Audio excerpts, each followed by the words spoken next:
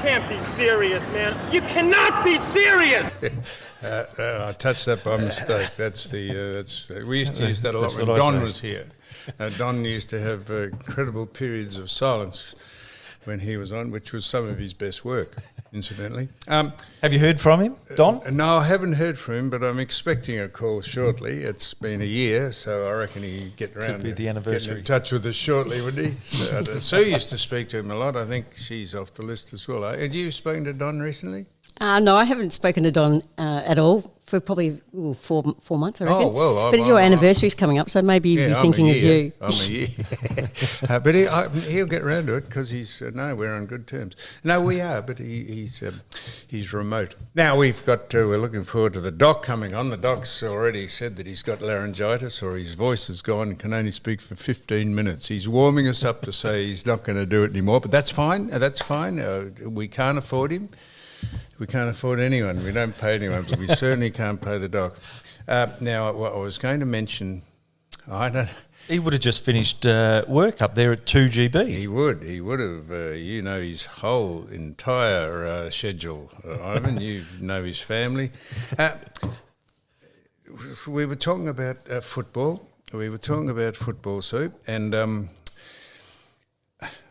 the Geelong football. So Geelong. This is the amazing thing about football and sport. Someone said, Geelong had won 7 games and that they were due to lose one. What is the mentality of you're due to lose a game? What is that? Why do you have to lose a game? It's like flipping a coin? Yeah, would it be? They lost to Melbourne, I think, didn't they? They did. Why were they due to lose a game? What's that mean? That is just a cop-out, isn't it? Oh, absolutely. I don't think you should ever go into not win. Yeah, no, due to lose a game. So,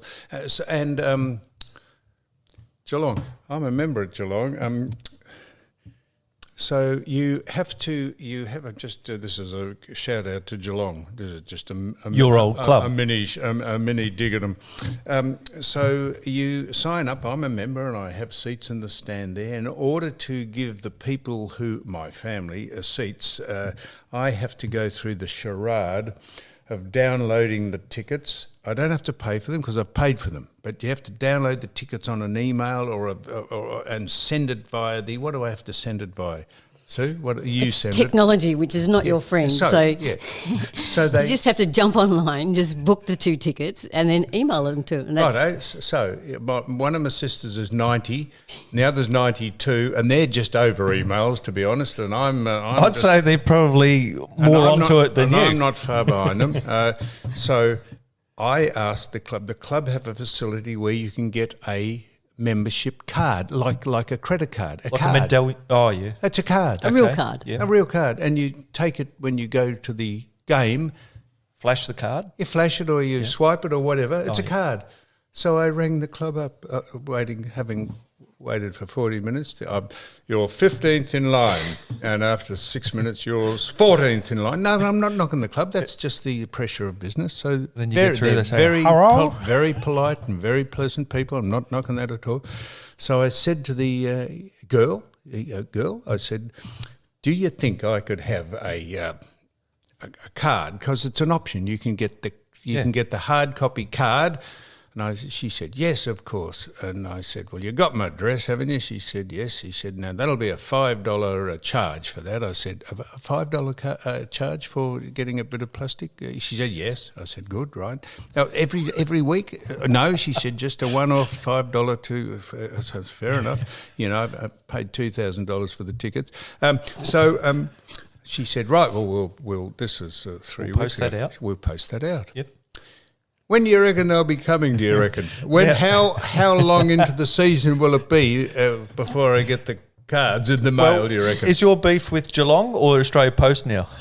No, well, it's not really a beef with Geelong. I mean, well, it sort of is. How long would it take? She said, yes, we'll get onto that right away. We'll send them out, Mr. Newman, thank you. How long would it be into the season before my elderly sisters don't have to go through the charade of getting online tickets and I can say, here they are, here. They're in the mail. You just got to stagger up to the counter or to the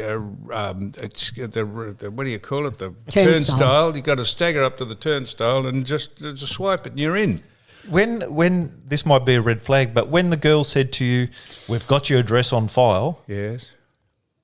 you've moved around a bit, haven't you? So Have I, Ivan? I've moved around twice in 25 years. That's correct. Yes, I've moved around a bit. I wouldn't say that's a bit, but they did read out my address to me. I said yes, that's the address. No, I was just covering that. Thank you, Ivan. That off. I reckon you've moved around more than I have. So anyhow, so well, then, your face doesn't get you into the game at Geelong.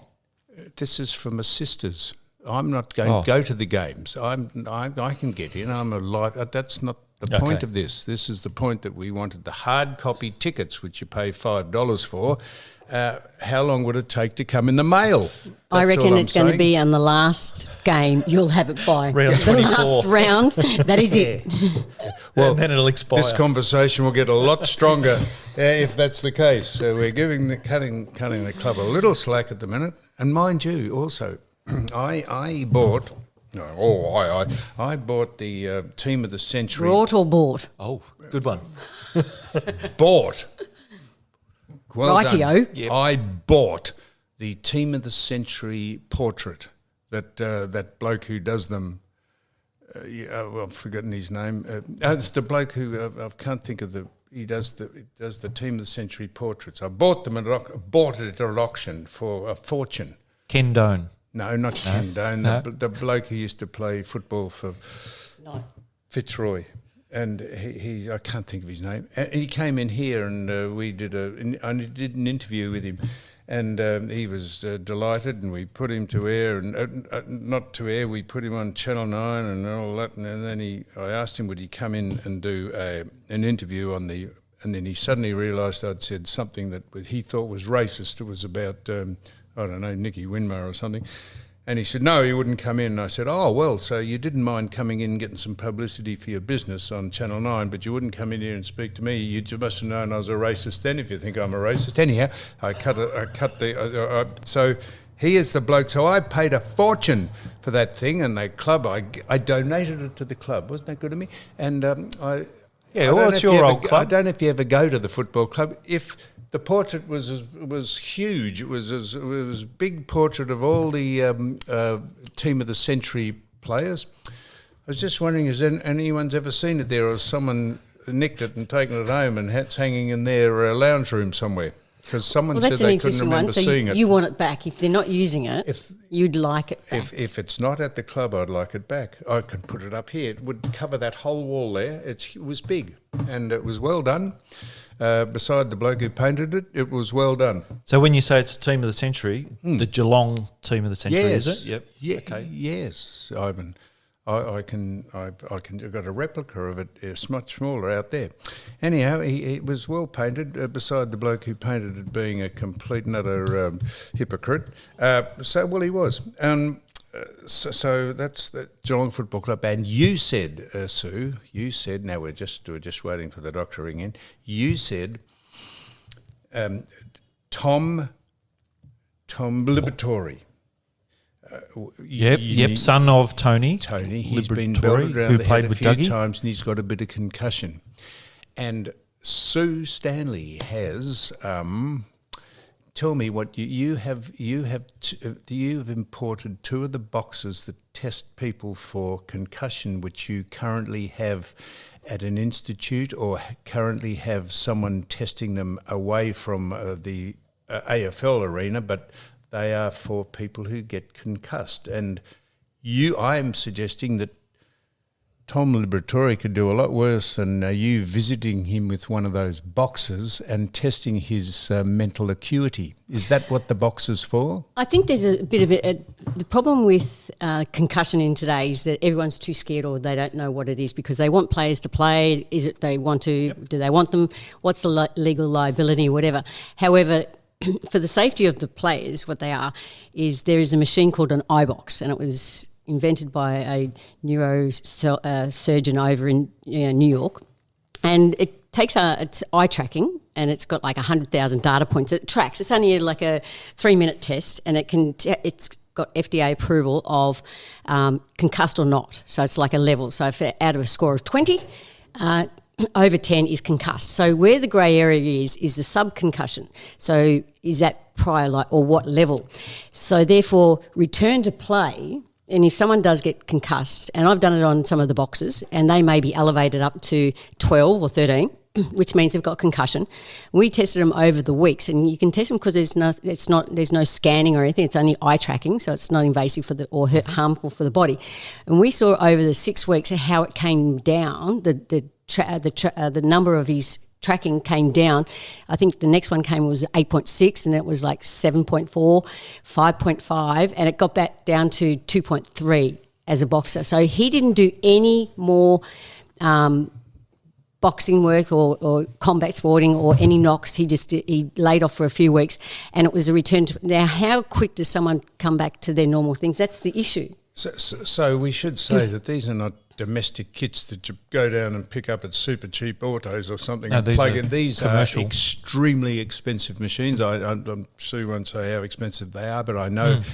And she imported 2 of them with a view to, in her capacity as a health and fitness advisor, doing this. And there's a organisation, not a sporting organisation, which has taken one of them and uses it on their members, and I'm saying that Tony Liberatore could do a lot worse than I'm sure Tom has been tested, but this thing tells you exactly just what your state of mental acuity is. It actually gives you a quantified number, so you guys can see where it's not subjective, or you can say, is the eyes going here or there, or is he concussed, which the doctors are great at doing that, and there's nothing towards it. But this is something that's quantifiable. It's actually a target. If, say, for instance, if you were to, I don't know what sport you got it in, but if you were to put it in AFL and at the start of the season had all 19 players line up and say, right, we're just going to take a baseline and work from there. And then let's have a look halfway through the season, and let's have a look at the end of the season. Would you see a noticeable decline in their well, there's no studies have been done, so why wouldn't you even do this? So why wouldn't you do it before training? Yep. You can do it probably if they get knocks during the season, and at the end of the season they should do it. And then when they have a break, because if someone goes when they're off season and goes to a pub and then gets into a brawl and gets knocked out, is that the club's liability or is it not? And then do it again at the start, and then that way in 5 years' time or end of the time you'll be able to see what level of concussion. So there just needs to be more testing done, and it's a great way. I'd love to do Tom and see what level he is at, and then see if this really does make a difference. It would have been good to do, Tom, maybe a couple of years ago to see how it's progressed. But hindsight, you can't do that. Yeah. I mean, you've got to start somewhere, and unfortunately, if we've got to start somewhere. And Sue Stanley is qualified to do this. You can't get the machines unless you're a certifiable operator of it, and so it's not like Warnie's heart monitor machine where you just set it up and then you have probably is. It's probably similar, but for a different aspect of your physical physical condition. It's a different muscle. Although testing is. It's just like learning how to do it, so you just get taught how to test it. Mm-hmm. Reading the results is not our problem. That's where you need a qualified doctor and stuff like that. So once you see the score, you then refer them to qualified people. Does it look? Does it look into your eyes? Does it? How does it work? Does it look? Does it detect what your state of presence of mind is by looking into your eyes? Yeah, so there's like a camera, you're looking at a screen and then you'll see a picture that goes around in a circle there. So you just follow the image or the movie that's going on. So there's over 100,000 tracking points on the eyes that it's tracking and that it's documenting on these. So it does for about 3 minutes. So it's not invasive. It's something simple to do. Why wouldn't you do it? So I saw Tony Liberatore's brother in the street. He said to say hello, and I said to say hello to Tony. So if Tony is listening to this, or his brother listens to this, he might say if he wants to get in touch with us, you can take the box out to him.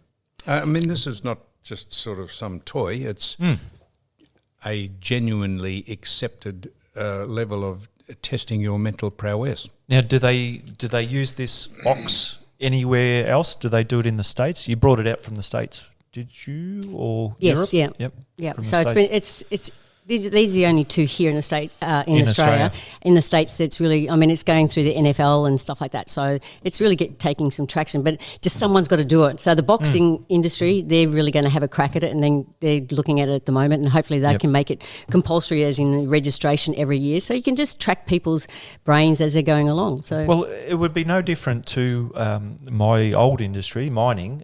When you started mining, everyone took an X-ray of your chest because there was a thing called black lung, you know, half a century ago. Anyway, they still do that, and they'll take the X-ray of your chest, and then if there's any issues while you're in your work environment, they'll pull that out and say, "Oh no, you were fine back in 2000." So. While we're waiting for the doc to ring in, you reckon there's problems over in Major League Baseball in America? This is the problem they're grappling with over in Major League Baseball. It says there's been plenty of chat about the uniforms they wear. Have a listen to this. Nike have now redesigning at the sweatshops that make Christian's caps. They're now redesigning because the players have complained. Listen to this, you'll love this.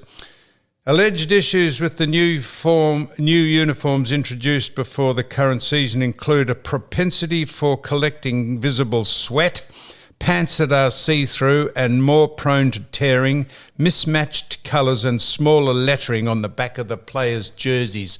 Well, what problems they are. They might sweat a little, and they don't want the stains to show. The letters are not big enough so you can't see what your name is, and we've got a propensity. I mean, seriously, this is huge. This is going to revolutionise. They reckon there's going to be millions and millions of dollars re-changing and rejigging the uniforms of the the Major League Baseball. I love the Major League Baseball, incidentally. I watch that a lot.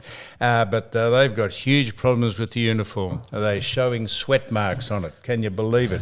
And it says here, and the pants are see-through. The pants are see-through. Well, what would you be seeing through to? You'd be wearing jocks under it, wouldn't you? Yeah, What would naturally. it matter if the pants are see-through? Perhaps that's why they're thin so that they don't sweat. I'll have to start watching the baseball then. Yeah, they're good, the baseballers. I like the baseball. Speaking of sport, did you happen to watch the Grand Prix of Alabama? I did. You did? Of Alabama? Of Alabama? No, yeah. hang on. No, it's the Indy cars. Well, I was watching. Is that a Grand Prix? Yeah, the IndyCar they call Grand it Prix. Grand Oh, Prix. yes, And they do too. I'm sitting there on Saturday. I'm watching it live, and they put all these mannequins all around the track. Yeah. I don't know. It's in the name of art. And one of these mannequins fell down from the bridge above, and boy, oh boy, it just looked like they just run over somebody. Is that someone? You would have thought that was the doc, but it's not. That's Ricky. someone. That's someone ringing me in. Is he listening to that? No. No, he's. That's the doc. That's the That's doc the there. doc. Oh, Here we go. Hang on. yeah. Oh. Doc? Oh, no. Doc? Hello? Doc? That's him. Doc? Hello, Ivan. Oh, gee, the doc. Old Uncle Ivan, eh? Oh, Hey, Ben. Doc, you can't. Who wants to come for a long drive with Ivan? Yeah. We'll just go up the border way, New South Wales. Yeah, have you heard that? You would have heard that great joke about the Belangolo State Forest, right? Yeah. That's where Ivan Milat did all of his crimes. Well, the kind of the line is that, Ivan's driving someone in there late at night, a backpacker, and the backpacker says, "Bloody hell, this is scary." And Ivan says, "You're scared. Think about me. I've got to drive back out of here alone."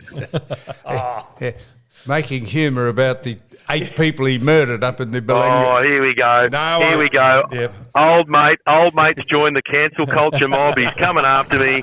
I'm going to be cancelled. I'm going to be finished because Sam Newman's gone woke, ladies and gentlemen. It's happened. Yep, I knew it was going to happen. Newsflash. Newman has gone woke.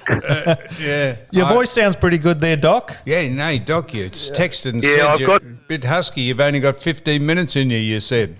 Yeah, I'm actually We're taking timing you. steroids. I'm Steroids? taking steroids, yeah, for the throat. Just the throat. So, any parents who've had little babies before with croup will know that there's this stuff that you use on their throats. It's a similar thing like that, that if you really just need to get through something with your voice. I saw a doctor once and I couldn't talk, and he said, look, I was hosting Australian Ninja Warrior at the time, and I said, mate, I need to be able to use my voice in, 48 hours. And he goes, look, this is not a long-term solution, but if you take a steroid, he goes, I'm in a band, I'm in a brass band, I play the tuba. He goes, and if I've got a really bad throat, take one of these tablets. It's just like a magic pill, and it can give your voice 24 hours of action, and hopefully while you're fighting off whatever you're fighting off, you can still talk. Does it do anything else to your doc? Does it increase your sexual prowess or anything like that? Nothing? Because if it does, send us down an outer, will you?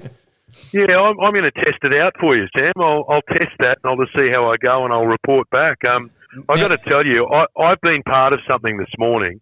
I'll tell you two things that I should just share with you because I think you'll be interested in both.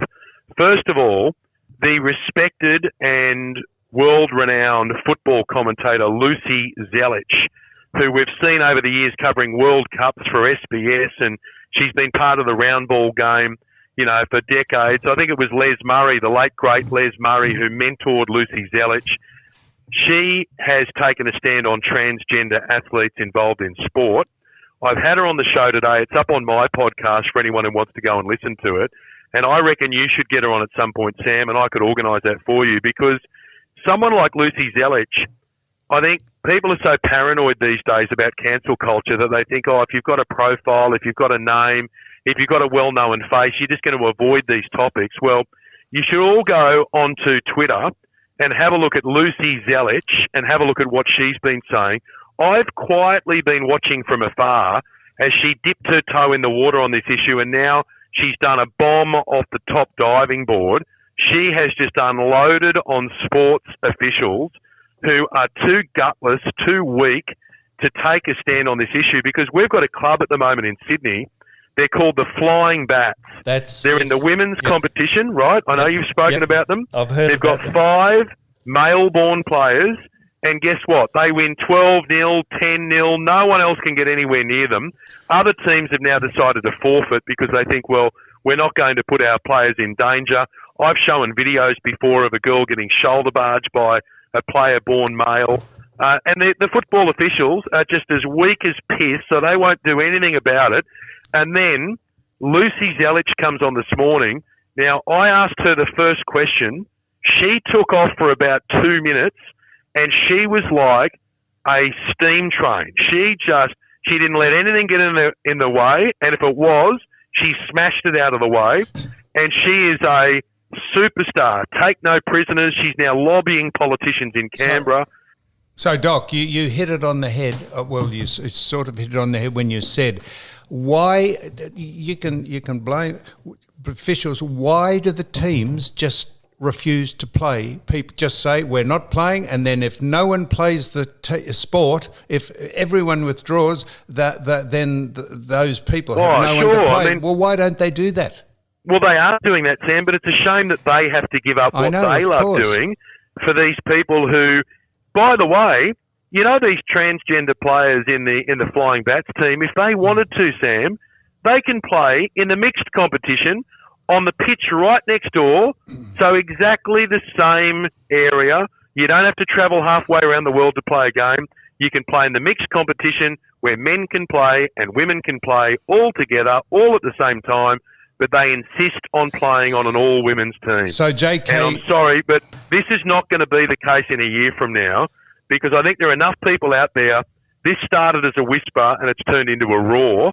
And with voices like Lucy Zelich getting involved, I mean, it's all good for Sam Newman and Ben Fordham and other people like that to say it, but we're easily passed off as, white males who've got old-fashioned views. Well, Lucy Zelich comes in as a young woman, a mother, and someone who's got a lot of experience around football, and I think that the roar is going to become too loud. I reckon in 12 months from now, this will simply not be allowed to happen. Absolutely. And J.K. Rowling, she's been she's in the fortunate position where they, pardon the term, but she's got fuck you money, too much money, so they can't cancel her because she's a billionaire 3 times over. And Martina Navratilova, who is a gay person, she has said they've put their name on the line in order to give this point of view, and it is a disgrace. It is just so ridiculous, and they're selfish, pompous people who do it. They're the people. Imagine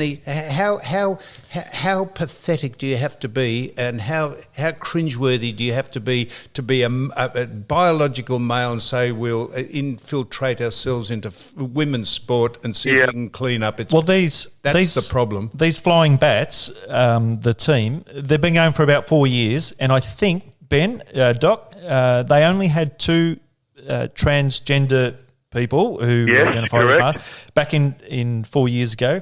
They were winning all the games then. Now there's about 5.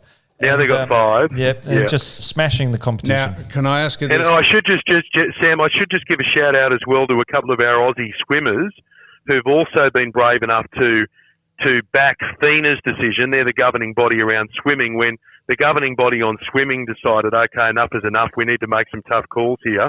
And I'm sorry if I leave any out, but I know that Kate Campbell and Emily Seabohm, they both went on the record supporting this change as well. And in swimming, of course, you've got the Leah Thomas issue over in America where, Leah Thomas, who used to be male and was no good at winning races, then became Leah Thomas, identifying as a female, and no one could get anywhere near Leah. So this is a big one for swimming and every sport, and anyone out there who loves women, you should get involved in this issue and don't feel afraid anymore, because there are enough of us to make a difference. Now, 2 quick things, Doc. I know your voice is just sus, but now Peter Stefanovic, has he taken a belting for... I've spoken to him. Or has that just been blown out of proportion about the boy who won $1 million and then Peter asked him to pinch a quad bike, or what was that about? So have you spoken about it on air, or should I give the background? No, okay, So here's the story. A kid wins the $1 million fish competition in the Northern Territory, right? Yep. Where a certain barramundi is tagged with a special tag, and he won $1 million. Now, Fantastic. Great story. I got him on the radio straight away. We spoke to him, Keegan's his name. We spoke to Keegan, good kid, great. Then Peter Stefanovic interviewed him on Sky News. Now, I didn't know this, but apparently Keegan had been busted some years earlier for stealing a buggy. So Pete brought that up on air, right, and asked him about it. And this kid's 17, and he said, look, a few years ago, did you do this and whatever? It was an uncomfortable interview because Keegan thought he was coming on to talk about a fish, and all of a sudden he's talking about a stolen buggy. But he admitted to it. He said he did it. He was young and dumb, and he made the mistake, and he apologised to the bloke he stole it from. But because Pete spoiled young Keegan's moment, people went after Pete Stefanovic in a big way. Now, I've spoken to Pete off air about it, and I'll say to you guys what I said to Pete. I support Pete's right to ask the question because it's newsworthy and someone else is going to find it out. And, yes, it's probably not the best time for Keegan to be asked about it, but I thought it was reasonable to ask the question. And I have said this to Pete as well, so I'm not bagging him behind his back. What I said to Pete was, I think it was the way he asked the question. I think if you said to Keegan, and this is hard because you're live on air, but if you said to him, now listen, mate, when you become famous overnight, that people are always going to dig through your past and find some mistake you've made. Apparently, a few years ago, you stole a buggy. Yeah. Is there anything you want to say about it? And then all of a sudden, you're still getting the answer out of him, but you're not being seen as some kind of police prosecutor. Very good point, Doc. Yeah, and Pete understands that. He's apologised. Peter Stefanovic is one of the best blokes you'll ever come across in your life.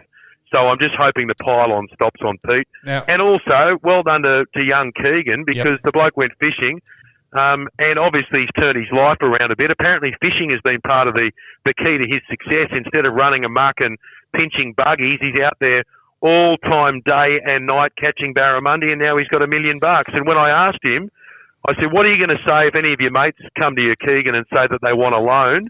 His answer, no way, bro. Well done. Now, just quickly, Doc, they've jumped on Kyle and Jackie O down here. All the talking heads down here, the sanctimonious, holier-than-thou people down here. Well, what about when I heard Steve Price come out, and now Steve Price, I've known Steve for a long time, and so have you, Sam. In fact, the first time I ever met you was with Steve Price. You wouldn't remember this, but I said to him I'd love to meet Sam Newman. He organised a lunch, and I'm forever grateful for Pricey for doing that. But I must say this about Pricey. When Pricey came out and predicted that Kyle and Jackie O are going to be a miserable failure in Melbourne, it made me think that they're going to be a success. Because God love you, Pricey, but your ability to read the room and predict the future, I think, is not always flash. I think if Pricey says they're going to be a failure, I didn't know how they were going to go. When I've spoken to you before, I've said, look, it's hard to know because history's against them. It doesn't usually work switching stations state by state or city by city.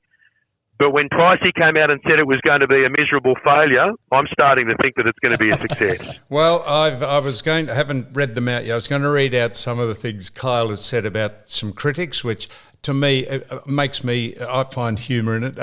He gives it to them, they give it to him, and he gives it back. And I've always said this, doesn't matter what people say about you, as long as they don't mind what you say about them. But the simple fact is, it's a bit like our show that we used to do. If you don't like what Kyle and Jackie O turn do, it off. Don't listen to them. But they've garnered a $200 million contract over something, and you vie with them for top ratings billings up in your neck of the woods, and you give them credit when they win, and they probably give credit when you win, and it's all, if you don't want to listen That's the thing, to them. and you know what you just said, I mean, about if you don't like it, turn it off. Technology's made it so easy for us, right? There are radio stations everywhere. There's podcasting. On your TV, we used to turn on the TV and there was Channel 2, Channel 7, Channel 9 and Channel 10. Now there are 8 million channels and 40,000 streaming services. There are newspapers you can read within an instant from any corner of the globe. You've got all of these choices in your life, yet people get their knickers in a knot because they don't like what they're hearing or what they're reading or what they're seeing at that particular time instead of getting off their ass and changing the channel.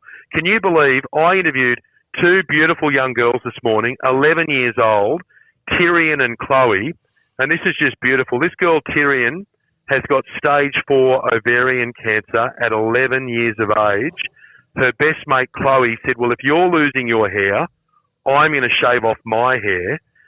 A family member wrote to me a few weeks ago and said the girls want to try and raise $10,000. It went from $10,000 to 20 to 30 to 40 to 50, 60, 70, 80, 90, 100. And my audience was just going nuts, donating money, crying, listening and whatever. One lady called Mary sent me a text this morning. She goes, if I hear any more about these two girls, I'm going to change radio stations. Now, I didn't say it because I didn't want to spoil the moment, but what I felt like saying was, Mary, piss off. Go somewhere else. I don't want you listening to this radio show today or any other day if you've got such a dark heart and you can't enjoy two young girls going into bat for each other. And guess what happened by the end of the show? $155,000 raised by these two little girls. The Ovarian Cancer Research Foundation reckons it's probably the single biggest donation they've received in recent years, and it was all because of these two young girls. No, the power of the doc. It is. Well, it's still also a lot of nice people it just goes out there. to prove you can't please all the people all the time. There's 150,000 reasons to love Tyrion and Chloe, but Mary didn't like it, and Mary bothered sending me a text about it. I mean, God, it's like walking up to someone, tapping on their window in the traffic and saying, I don't like yellow cars. All right, piss off and stop looking at my yellow car. Now, Doc, you don't have Hang to... on, the voice, Doc, the voice. You don't have to speak. You don't have to speak. I want to read this out to you. You will appreciate this, I reckon, more than most people, because this sums up... you just listen to this. The Prime Minister, I'm reading this out, Albanese visited a remote Northern Territory Aboriginal reservation with new crews following him. He thought it was a good photo opportunity, and he asked the chief, is there anything they need? Well, says the chief, we have 3 very important needs. First, we need a medical clinic. Albo whips out his phone and dials a number and talks to someone for 2 minutes and then hangs up. I've pulled some strings. Your doctor will arrive in a few days. Now, what was the second problem? Well, we have no way of getting clean water. The local mining operator... So, once again, Albo pulls out his phone and dials a number and says, yes, we're flying in bottled water and it's terribly expensive, but we'll fix the problem. And the miners offered to shut down, and the chief, and he says, and what's the third problem? And the chief says, looked at him and said, we have no mobile phone reception up here. Oh, one of your best. One of my best. I thought that sums it up. Very good. Very good. Well, listen, I'll save the voice. You got me a bit fired up there, but can I just leave anyone, after you finish listening to number 1, number 2, number 3, or however many podcasts that Sam's putting out today with Ivan, if you do get a chance to listen to something today, just go to my podcast feed and listen to Lucy Zelich. And if you don't get a chance to do that, then if you're on Twitter, go and have a look at her Twitter feed, because she's a superstar. And I'll have a yarn to her, Sam, and I'll see if she can join you at some point if you'd like to do that over coming weeks. Right. Well, she'll be preaching to the converted, because we are 100% behind her. Lucy Zelich on what? Say that again? Just search Ben Fordham on your podcasting feed, and subscribe, do all that kind of stuff. It'll pop up. It's up on the feed right now. And you want to see, Sue's got a photo of you up on our podcast website here, just a fantastic photo of you standing in front of microphones and all the company you work for. So it's not with Don. We're moving to the next level. I've got another quick funny one I'll just plug for you. If you go to 2gb.com, I've got a encounter between a BLM protest organiser from Australia and a New South Wales police officer who pulled this bloke over because he was allegedly using his mobile phone while driving. Now, when he gets him out of the car and he says to this bloke, because it's all recorded and I've got the audio that I play there, when he gets out of the car, the Aboriginal bloke, the BLM protest organiser, says, no, the rules don't apply to me because I'm Aboriginal, right? Now, I won't spoil the ending, but if you tune into that and listen to that, you'll find out whether the BLM protest organiser was right, that the law does not apply to him because he's Indigenous, or whether the copper was right who says the law applies to everyone. All right, where do we find that? No, I'm just asking. It's on 2gb.com. Go and have a look at it. All right. So Sue's got it up already. Thank God she's here, because we'd have no idea how to listen to it. But I'll send you the original video so you guys can have a look at it too. All right. Good on you, Doc. You're Good a on star. you, boys. See you, mate. Love you, Sue. Love you, Ivan. Love you, Sam. See you, mate. Hello, mate. Okay, bye. Well, there we are. We can look at all those things. We've got several things to look at for the Doc. We've got to look at his chat with Lucy Zelich. So she's the SBS soccer commentator, the one that sort of took over from Les Murray. So the Doc says. Yeah. So, okay. So we're just continuing this now. This will. How long are we? So I wanted to mention. Sorry, I'll just jump in quickly before I cut you off. The flying bats. We should have spoken about them. The Doc was talking about we have them. been. I would like to say, even when Don was here, we were ahead of the curve with this. At the first sign that women, that boy that played football here in underage football, called... I can't think of his name. As soon as that happened, we said what a disgrace it is. It is arrogant and pompous for him to do it. He got the shits with us or me for saying it, but we've been saying this for 5 years, that this is a disgrace, and if you talk about the sporting bodies being as weak as piss, the only solution is that the people just withdraw and don't play. All the teams just say we're not playing. If there's a transgender person playing sport against biological women, the whole competition should just either dissolve, stop, or only play themselves. But I think there's a bit of a momentum now. Even go back like 6 months, 12 months ago, all the sporting directors and bodies would be saying to themselves, "Oh, geez, why do we have to be the first ones?" Now there's a bit of momentum.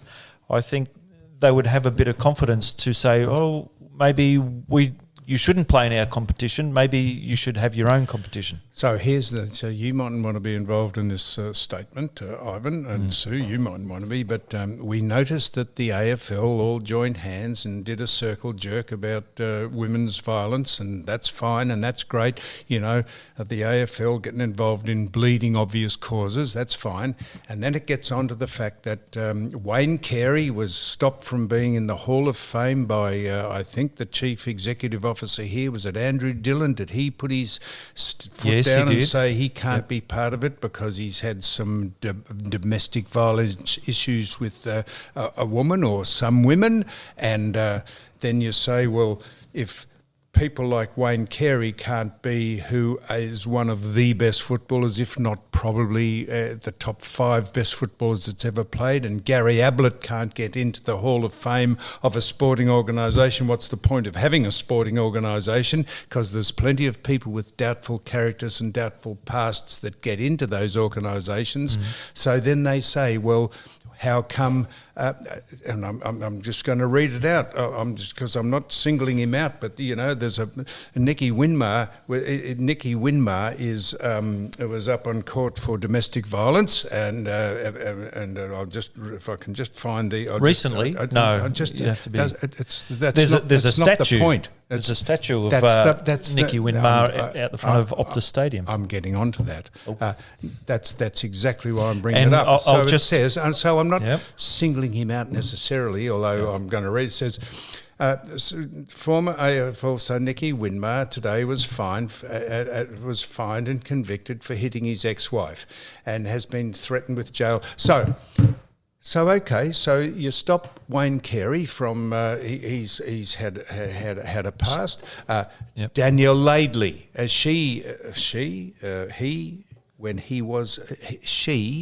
has been up on a similar charge, but they say, she was in a dark place and he's remorseful. Well, everyone's remorseful when it happens. I said, what's that mean? So you've got hypocritical rules, one standard for some people and one standard for the other. And I only just mentioned Winmar because every time that man's name is mentioned, we sit here and we got fined $100,000 by a pathetic piss-weak action that the chief executive officer of the AFL last year, or the previous one, said that we shouldn't have discussed the general topic of why Winmar lifted his jumper out at Victoria Park. Most people thought it wasn't about his skin colour, it was about something else. We didn't. We just were discussing what the general opinion was, and I would like to...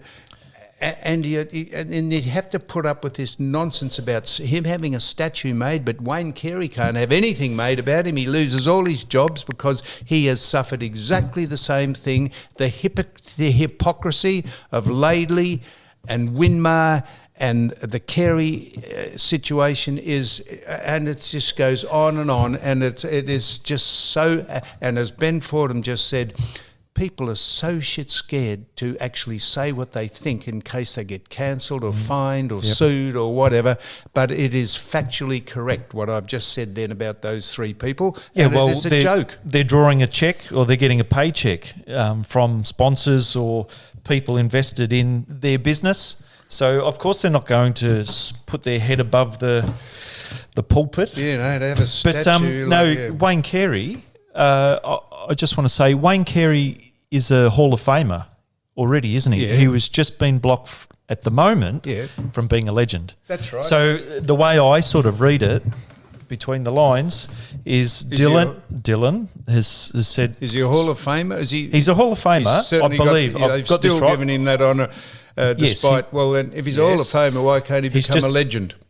You sure he's in the Hall of Fame? I'm pretty sure. I'm 99% sure he's in the Hall of Fame. He's just stopped from being a legend. So that's being... And like it's just bad timing. That's all it was. So it's like being a little bit pregnant. If Gary Ablett and Wayne Carey are in the Hall of Fame, why would they be in the Hall of Fame if they are not qualified to be legends? Because those two people should be legends.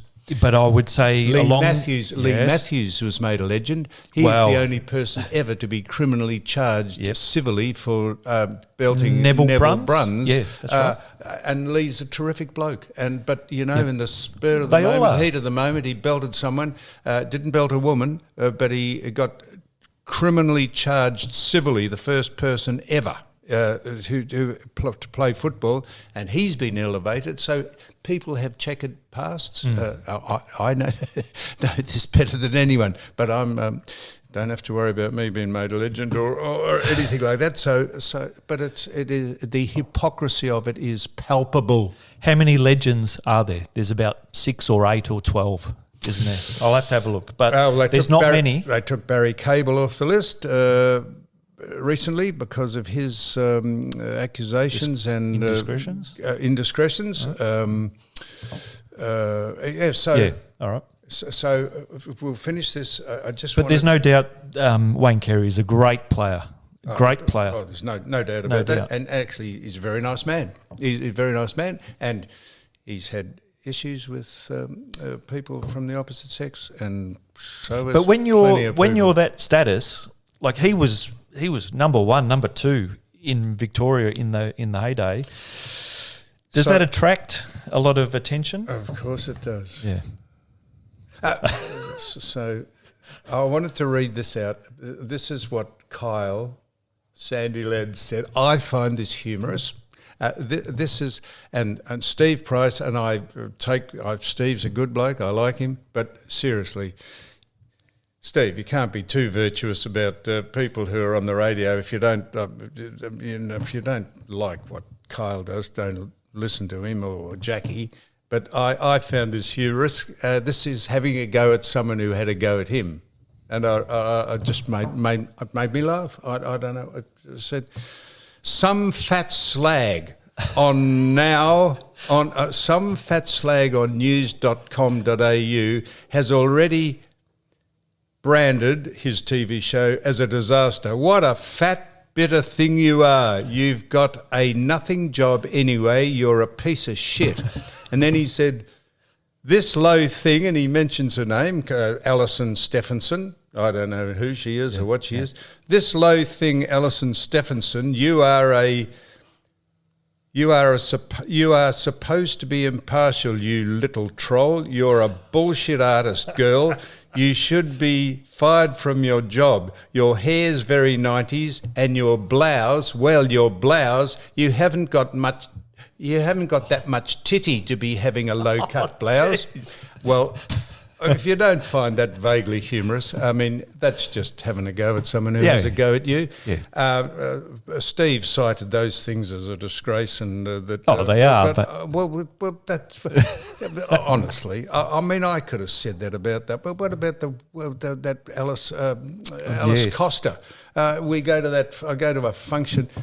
And I read about a completely made-up piece of bullshit she wrote about me, completely utter nonsense she wrote about me. Said she dreamt about me and how threatening I was. I was sitting at a table looking past her at the person who was speaking, and I said similar things about her, and they said, oh, you can't say that about someone. I said, well, she said about me. I mean, honestly and truly...